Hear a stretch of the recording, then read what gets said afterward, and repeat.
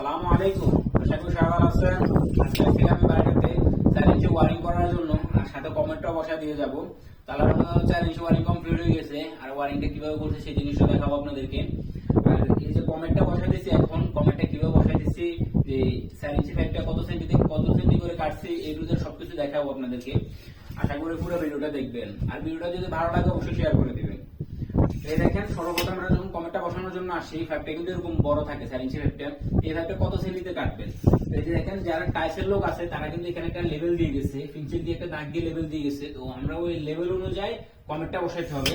এই যখন কমেন্টের উপর যখন লেভেলটা এভাবে রাখবো, কিন্তু এখানে লেভেল মিয়ে থাকতে হবে, ঠিক আছে? এই এই লেভেল অনুযায়ী থাকতে হবে।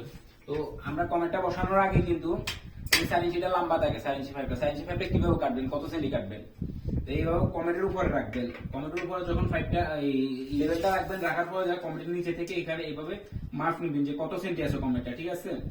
এই তো এখানে দেখেন 16 প্রায় 16.5 সেন্টি আছে। তো আমরা এখানে 15 সেন্টি কাটছি, পাইপটা 15 সেন্টি দিয়ে কেটে ফেলছি।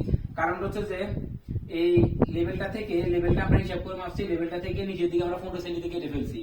কারণ হচ্ছে যে এটা হলো বড় কমেন্ট, বড় কমেন্টের ভিতরে 15 সেন্টি না কাটলে মিলবে না, এটা আমরা প্রথমে দেখছি। আর যদি ছোট কমেন্ট হতো তাহলে 14 সেন্টি কাটতাম। আর এই জিনিসটা যে এটা কাটছি, কাটার পর যায় খালতা দেওয়ার আগে আমরা কমেন্টটা ভালো করে বসাই দেখছি যে ঠিক মতো লেভেলে আসে কিনা। যখন দেখলাম যে না ঠিক আছে লেভেলে আসবে, তখন আমরা খালতা দিয়েছি, খালতা দিয়ে কমেন্টটা বসাইছি। আর কমেন্টটা বসানোর পরে সর্বপ্রথম আমরা দুই সাইড দেখবো যে দুই সাইডের লেভেল ঠিক আছে কিনা, ঠিক আছে?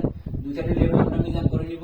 তারপরে এই জিনিসটা দেখবো যে আমাদের এই যে দেওয়ালের ভিতরে যে লেভেলটা দিয়ে গেছে ওই লেভেলটা ঠিকঠাক মতো আছে কিনা, মিলে কিনা এটার সাথে। এই দুইটা জিনিস যখন দেখা হয়ে যাবে, তারপরে যে আমরা আরেকটা জিনিস দেখবো, পিছনের দিক সাইড থেকে যদি মাপেন তাহলে কিন্তু পাবেন না যে এটা সোজা আছে কিনা কমেন্টটা। তো কারণ এই সাইড চিকন এই সাইড মোটা থাকতেই পারে, এটা কয়েকটা কমেন্টের সেম আছে।